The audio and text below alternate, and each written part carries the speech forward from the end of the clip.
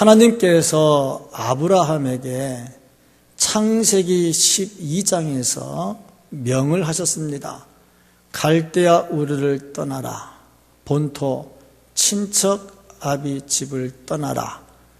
내가 너에게 명하는 땅으로 가라. 내가 거기서 내게 복을 주고 큰 민족을 이루게 하리라 하고 약속을 하셨습니다. 하나님께서 그렇게 약속을 하신 다음에 곧바로 그 복을 주지를 않았습니다.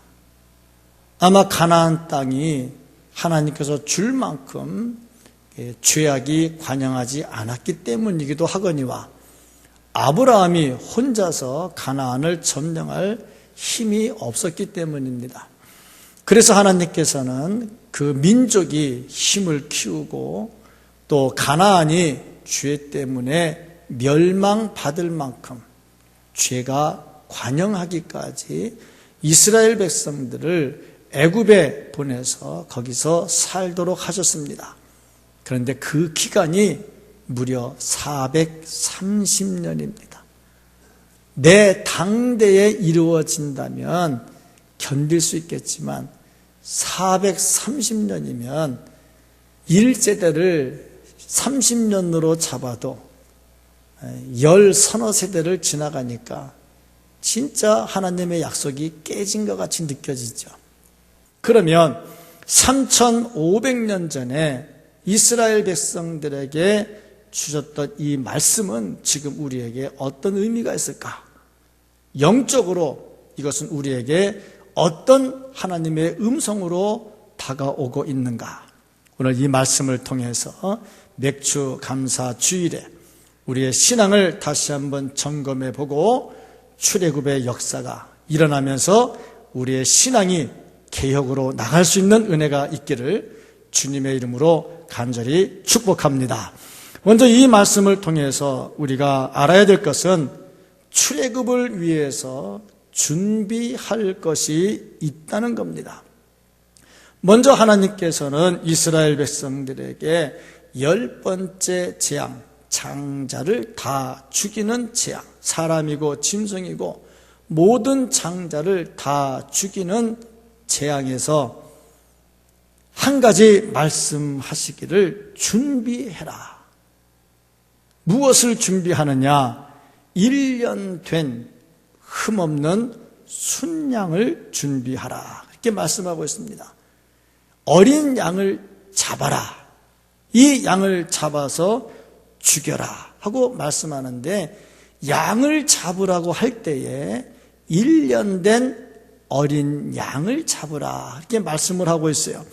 왜 큰 거, 오래된 걸 잡지 않고 1년 된 어린 양을 잡으라고 했느냐? 이 어리다고 하는 말은 순수하다 하는 뜻을 가지고 있습니다. 예수님도 예루살렘에 입성하실 때 나귀를 타셨는데 그 나귀가 어린 나귀였습니다. 이건 순수한 것을 말씀을 하고 있습니다. 어린 양을 잡을 때 순수한 것을 의미하는 이것은 십자가에 달려 돌아가시는 예수 그리스도께서 죄가 없이 순수하다 하는 것을 보여주는 것입니다. 그러니까 어린 양 사건, 출애굽 때 있는 어린 양 사건은 단순히 3500년 전에 출애굽을 위한 재앙을 면하기 위한 하나의 행사가 아니라 이 시대에 예수 그리스도의 구속의 피 흘리심으로 우리를 구원하시고자 하시는 하나님의 뜻이 담겨 있는 겁니다. 이 어린 양을 잡아서 이 어린 양의 피는 집 문설주 좌우 임방에 바르고 그 양은 너희가 먹어라 이렇게 말씀하고 있어요. 왜 하필이면 이 양을 먹으라고 했을까? 이 어린 양은 예수 그리스도를 상징한다고 했어요. 그러므로 이 양을 먹는다는 것은 예수 그리스도를 먹는다는 겁니다. 그 예수 그리스도를 먹는다는 것은 무엇을 말씀하고 있느냐? 성찬을 말씀하고 있습니다. 성찬은 떡과 포도주를 먹고 마시는 것인데 예수님께서 이 성찬식을 거행하시면서 말씀하시기를 떡을 떼어 주시면서 이것을 먹으라. 이것은 너희를 위한 내 몸이라 말씀을 했습니다. 포도주를 주시면서 이것을 마시라. 이것은 너희를 위한 내 피라. 이렇게 말씀을 했어요. 그러니까 어린 양을 잡아서 피를 문설주에 바르고 그 양 고기를 먹는 것은 우리가 성찬 예식에 참여하면서 예수 그리스도를 먹고 마시고 예수 그리스도와 하나가 되는 예식을 의미하고 있는 겁니다. 우리는 성찬 예식에 동참하면서 예수님과 내가 하나가 되는 것을 고백을 하고 그 고백을 했기 때문에 예수님의 고난에 동참을 하고 예수님의 부활에 동참을 하고 영원한 천국을 사모하며 살게 되는 겁니다. 그래서 어린 양을 잡아라 말씀하고 있어요. 어린 양을 잡을 때 흠이 없는 것으로 잡아라 하고 말씀을 하고 있는데 이 흠이 없다 하는 것은 완전하다는 겁니다. 완전하다는 것은 죄가 없다는 겁니다. 양을 잡을 때 1년 된 것을 잡으라는 것은 너무 큰 것은 맛이 좀 떨어지고 등치도 안 되고 뭐가 안 되는가 봐. 가장 좋을 때 그걸 잡으라. 그리고 이 크기도 가장 적정해서 모두가 다 먹고 남지 않는다. 이 모든 과정을 어떻게 하냐면 철저하게 준비를 하라 그랬어요. 그러니까 하나님 앞에 설 때에 우리가 해야 될 일이 뭐냐면 하나님의 명령을 따라서 하는데 철저하게 준비를 하라. 그러니까 이스라엘 백성들이 출애굽할 때 구원을 얻을 때 그들이 했던 게 뭐냐면 철저하게 준비했다는 겁니다. 이처럼 우리가 구원을 얻으려면 철저하게 준비를 해야 됩니다. 그냥 막 주어지는 게 아닙니다. 철저하게 준비를 하고 하나님의 은혜를 입어서 구원을 얻게 되는 겁니다. 그래서 이 말씀을 통해서 출애굽을 위해서 준비하듯이 우리는 구원을 위해서 준비해야 되는데 이 준비하는 과정에서 필요한 게 철저하게 개혁을 하는 겁니다. 지난날에 잘못된 것들을 다 던져버리고 말씀을 따르지 않던 생활에서 말씀으로 완전히 변화가 돼야 됩니다. 이것이 개혁이고 이것이 출애굽을 준비하는 자의 모습입니다.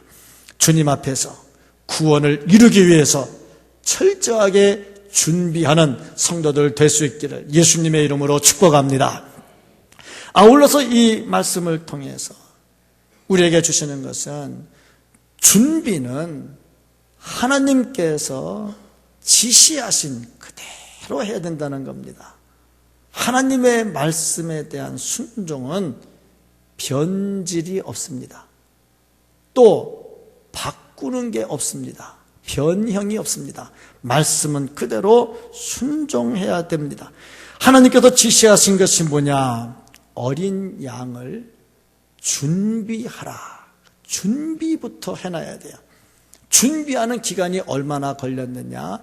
10일부터 14일까지니까 4일 걸렸어요. 4일. 양을 준비하는 기간이 4일입니다. 이 4일이라고 하는 것은 의미 있는 날입니다. 우리말에 작심 3일이다 하는 말이 있어요.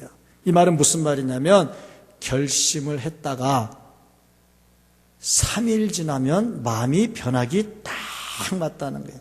그래서 우리 교회는 우리나라뿐 아니라 이 전체 교회는 수요 예배를 드리는 이유가 주일 예배 드리고 3일 되면 변심할까 봐 수요일 날 또 드리는 거예요.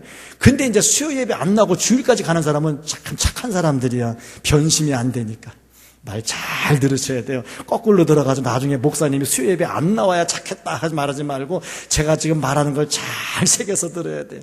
작심 3일이라는 말. 아브라함이 하나님께 이삭을 바쳐라 하는 말씀을 듣고 곧바로 칼로 찌르지 않았습니다. 얼마나 걸렸냐면 3일이 걸렸습니다. 그 말씀을 듣고 장작을 메고 모리아산까지 가는 기간이 3일이에요. 왜 3일이냐? 3일은 사람의 마음이 변심하기 쉬운 시간. 6월절도 4일을 준비를 합니다. 철저하게 준비를 합니다. 이 모든 것들은 다 준비해서 하라. 하나님께 예물을 드릴 때 예물도 철저하게 준비해서 해야 됩니다. 그저 있는 거 중간에서 탁탁 털어내는 게 예물이 아니고 예물은 철저하게 준비해서 드리는 겁니다. 그래서 고린도후서 9장 2절부터 5절까지 말씀을 보면은 사도 바울이 예물에 대해서 말씀하기를 이는 내가 너희의 원함을 알미라. 내가 너희를 위하여 마게도냐인들에게 아가야에서는 1년 전부터 준비하였다는 것을 자랑하였는데 1년 전부터 헌금을 준비를 해요. 과연 너희의 열심이 퍽 많은 사람들을 분별하게 하였느니라. 그런데 이 형제들을 보낸 것은 이 일에 너희를 위한 우리의 자랑이 헛되지 않고 내가 말한 것 같이 준비하게 하려 함이라.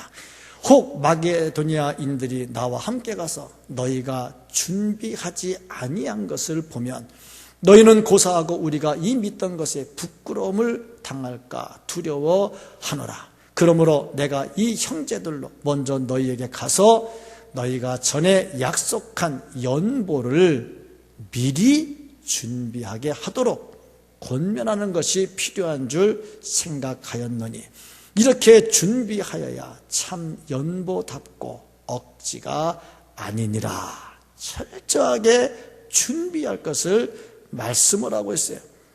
하나님께서 우리에게 원하시는 것은 너희가 드리는 것도 좋지만 철저하게 준비해서 원래 준비하는 그 과정이 하나님께서 보실 때 아름다운 겁니다. 아름다운 찬양을 하나님께 드려요. 호단나 찬양대가 열심히 준비를 해서 아름다운 찬양을 하나님께 드렸어요. 아멘 안 하는 거 보니까 별로 아름답지 않은 찬양을 드렸는가 봐. 열심히 준비해서 아름다운 찬양을 드렸어요.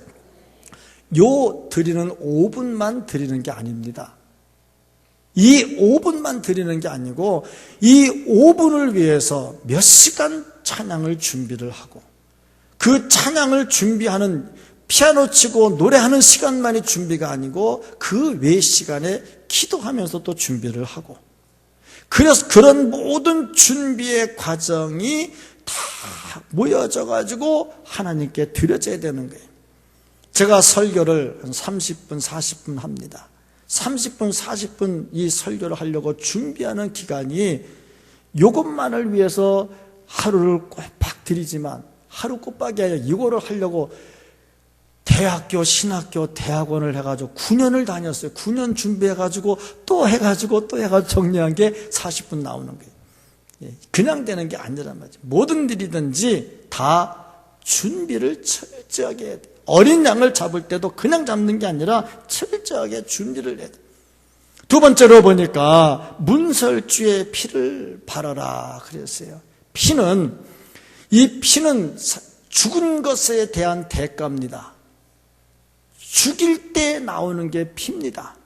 그러니까 피를 발랐다 하는 것은 이미 우리 집은 장자가 죽었다 하는 거예요. 하나님 안에서 다 죽은 거예요. 그래서 그 피를 바르는데 어디다 바르냐? 문설주에 발라라. 왜 문설주에 바르냐? 그 이유는 그 집에 들어갈 때 제일 먼저 보는 것이 문설주입니다.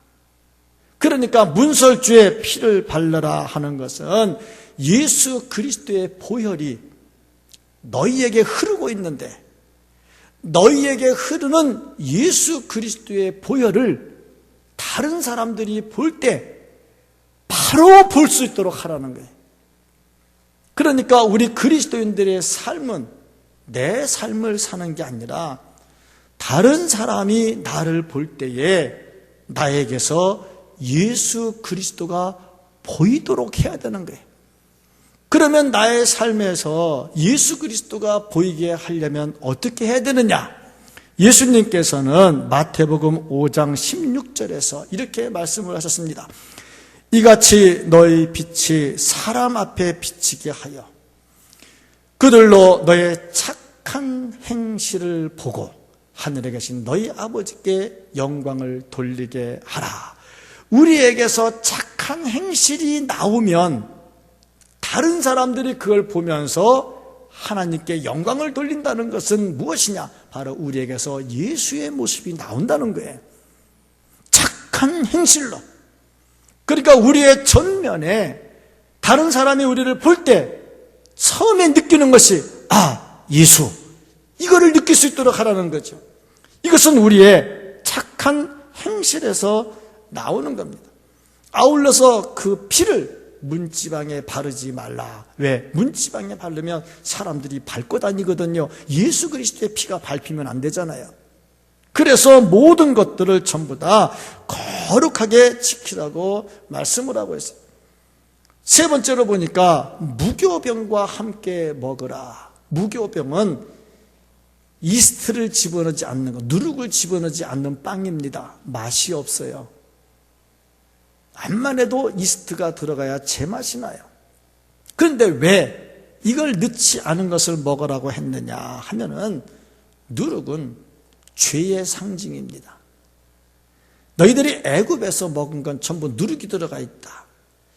애굽은 죄악의 도성이다. 온갖 우상이 많은 곳이다. 거기서 나오려면 너희들은 구별돼야 되는데 누룩을 빼고 빨리 떡을 만들어라. 사실 또 누룩은 집어넣으면 부풀 때까지 기다려야 돼요. 시간이 지나야 떡이 부풀거든요. 근데 빨리 나와야 되는데 언제 그 부풀 때까지 기다리고 있겠어요?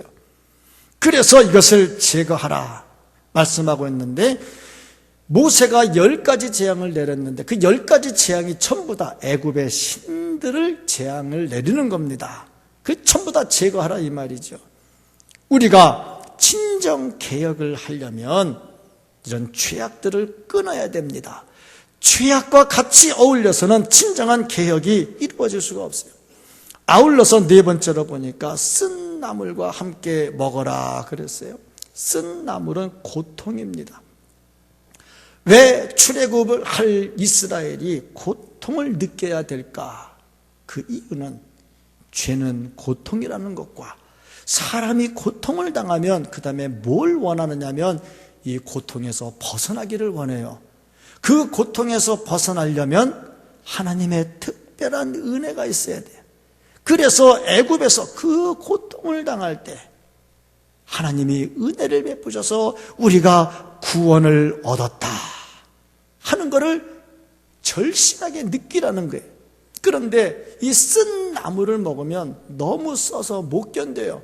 그러면 어떻게 하느냐? 그 쓴맛을 없애기 위해서 양고기를, 어린 양고기를 같이 먹어요. 저도 가끔 그래요. 이게 음식을 딱 먹었는데 짜다 그러면 얼른 물을 먹든지 아니면 얼른 밥을 탁 집어넣어서 그 짠 거를 중화시켜버려요. 마찬가지로 이들이 쓴 나물을 먹으면서 쓸 때에 얼른 먹는 것이 뭐냐면 양고기를 먹습니다. 이 말은 무슨 말이냐? 우리 인생이 정말 고통으로 쓸 때에 예수 그리스도를 먹어야, 예수 그리스도가 내 인생에 들어와야 그 인생의 고통이 해결된다는 거예요.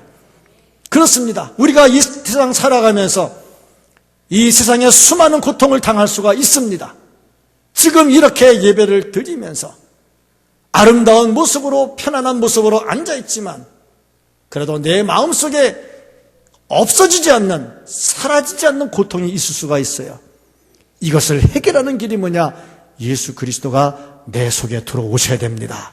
내가 예수 그리스도와 함께 이런 체험을 해야 돼요. 성찬식 떡을 먹고 성찬식 포도주를 마시면서 예수 그리스도께서 내 속에 들어오시고 내 인생의 문제를 해결하시고 나에게 은혜를 내려주시고 이 문제가 해결될 줄 믿습니다. 이게 우리에게 있어야 되는 거예요. 아울러서 다섯 번째로 불에 구워서 먹어라. 물에 삶아 먹지 마라. 왜 물에 삶아 먹지 말라고 했느냐? 양 한 마리를 집어넣을 솥이 없어요. 그러니까 삶으려면 양을 잘라야 되거든요. 양을 자르는 것은 예수 그리스도를 분리시키는 거예요. 그래서 삶으면 안 되는 거예요. 또 생으로 먹지 말라 그랬는데 생으로 먹는다 하는 것은 예수님의 고난을 제거하는 거예요.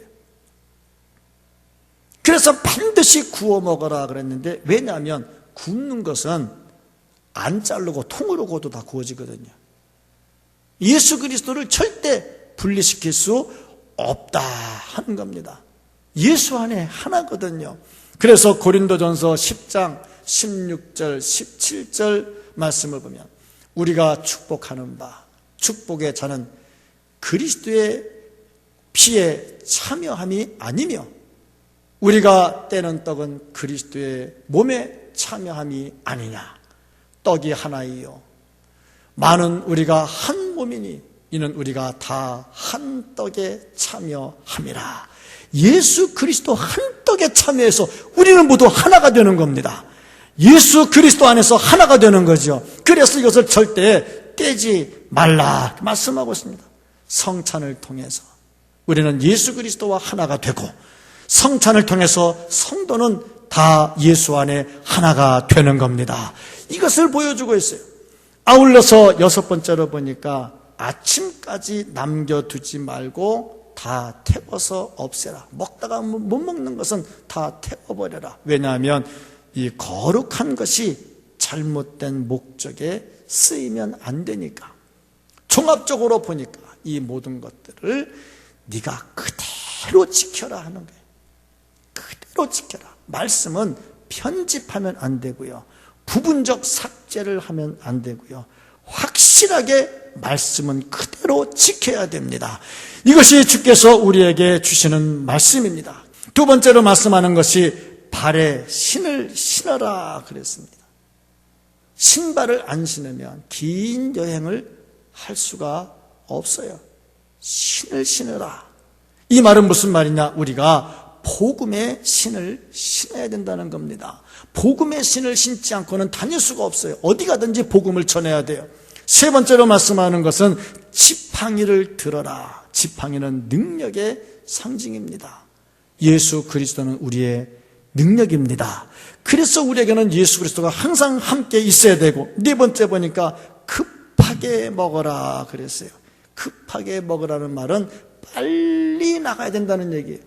우리가 개혁을 할 때 천천히 하지, 내가 하루 이틀 살 거 아니고 아직 세월이 많은데 천천히 하지, 아니라 이 말이에요. 내가 오늘 어떻게 될지 모르고 내일 어떻게 될지 몰라요. 그래서 오늘이라고 하는 이 시간에 말씀을 따라 철저하게 개혁을 해야 됩니다. 하나님은 이스라엘 백성들에게 출애굽을 말씀을 하시면서 유월절 행사를 지시하셨습니다. 어떻게 보면 유월절은 우리와 상관없는 건지 몰라요. 그러나 유월절 정신은 우리에게 계속 남아 있습니다. 죄로부터 출애굽해야 되고, 이 출애굽하는 과정에서 철저하게 말씀을 따라야 되고, 어둠의 권세에서 빨리 벗어나야 되고, 옛날에 죄악된 습관을 빨리 제거해야 합니다. 아울러서 이스라엘 백성들이 출애굽할 때 많은 잡족들을 데리고 나온 것처럼 우리의 행진에 믿지 않는 사람들을 함께 동참시켜야 합니다. 이게 진정한 개혁입니다. 맥주 감사 주일에 주께서 우리에게 성령 주심을 감사하고 주께서 우리에게 말씀 주심을 감사하는 이 주일에 우리가 성찬 예식을 통해서 주와 함께 동행하고 아울러서 허리에 띠를 띠고 열심히 전진하는 참 신앙을 회복하는 개혁하는 성도들이 될 수 있기를 예수님의 이름으로 간절히 축복합니다.